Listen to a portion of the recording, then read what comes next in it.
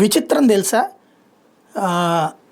పాస్టర్లు అనేటటువంటి వాళ్ళకి మొన్ననే ప్రభుత్వం డబ్బులు ఇచ్చింది. ఆ డబ్బులు ఎంత అంది? ప్రభుత్వం వచ్చేటప్పటికి 5,000 రూపాయలు. అది కూడా గత 7-8 నెలల నుంచి ఇవ్వలేదంటూ ఏకంగా ఒక్కొక్కరికి 35,000 రూపాయల డబ్బులు చొప్పున రిలీజ్ చేసింది.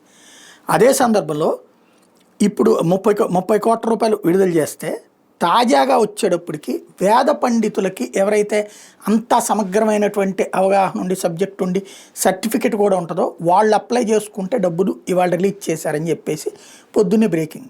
ఎంత అని చూస్తే ఒక్కొక్కరికి 3,000 రూపాయలట. 3,000 రూపాయలట.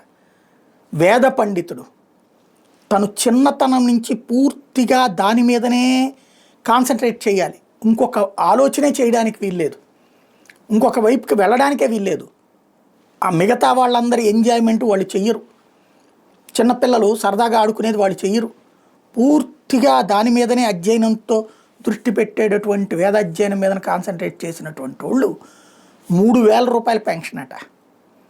అది కూడా ఏంటి? దేవాదాయ శాఖ నుంచి డబ్బులు, రాష్ట్ర ప్రభుత్వంది కాదు. ఎంతవరకు సబబు ఆలోచించుకోవాల్సి ఉంది.